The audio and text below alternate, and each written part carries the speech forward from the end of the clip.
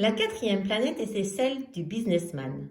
Cet homme était si occupé qu'il ne leva même pas la tête à l'arrivée du petit prince. « Bonjour, lui dit celui-ci. Votre cigarette est éteinte. 3 et 2 font 5, 5 et 7, 12, 12 et 3, 15. Bonjour. 15 et 7, 22, 22 et 6, 28.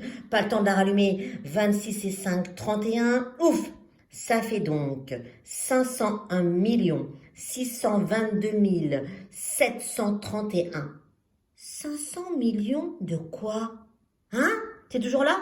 501 millions de... je sais plus, j'ai tellement de travail. Je suis sérieux, moi. Je m'amuse pas avec des bolivernes. 2 et 5, 7.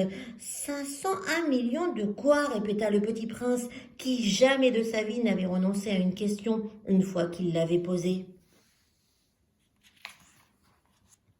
Le businessman leva la tête.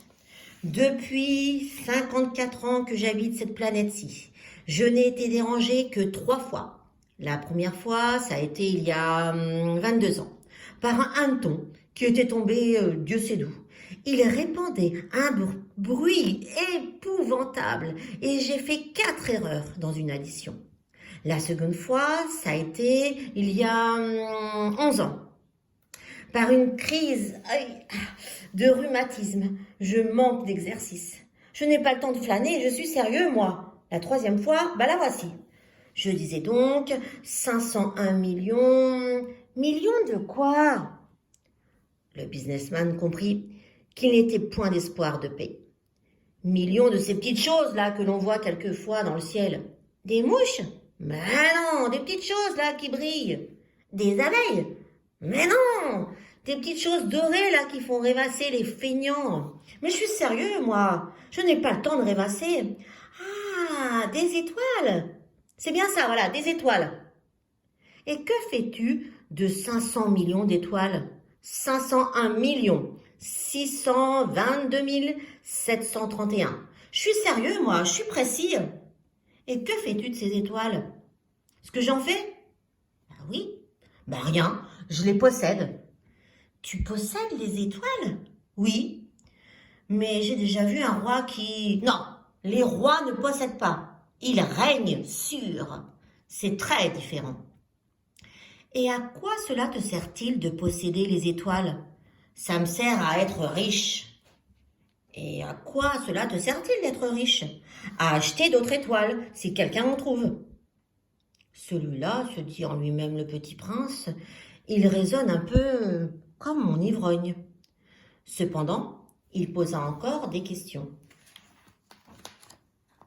Comment peut-on posséder les étoiles? À qui sont-elles? Riposta Grincheux. Le businessman. Je sais pas, à personne. Alors elles sont à moi, car j'y ai pensé le premier. Ça suffit. Bien sûr, quand tu trouves un diamant qui n'est à personne, il est à toi. Quand tu trouves une île qui n'est à personne, elle est à toi. Quand tu as une idée, le premier, tu l'as fait breveter, elle est à toi. Et moi, je possède les étoiles puisque jamais personne avant moi n'a songé à les posséder. Ça, c'est vrai, dit le petit prince. Et qu'en fais-tu? Je les gère, je les compte et je les recompte, dit le businessman. C'est difficile, mais je suis un homme sérieux. Le petit prince n'était pas satisfait encore. Moi, si je possède un foulard, je puis le mettre autour de mon cou et l'emporter. Moi, si je possède une fleur, je puis cueillir ma fleur et l'emporter. Mais tu ne peux pas cueillir les étoiles. Non, mais je puis les placer en banque. Qu'est-ce que ça veut dire? Ça veut dire que j'écris sur un petit papier le nombre de mes étoiles et puis j'enferme à clé ce papier-là dans un tiroir. Et c'est tout. Ça suffit. C'est amusant, pensa le petit prince. C'est assez poétique, mais ce n'est pas très sérieux. Le petit prince avait sur les choses sérieuses des idées très différentes des idées de grandes personnes. Moi, dit-il encore, je possède une fleur que j'arrose tous les jours.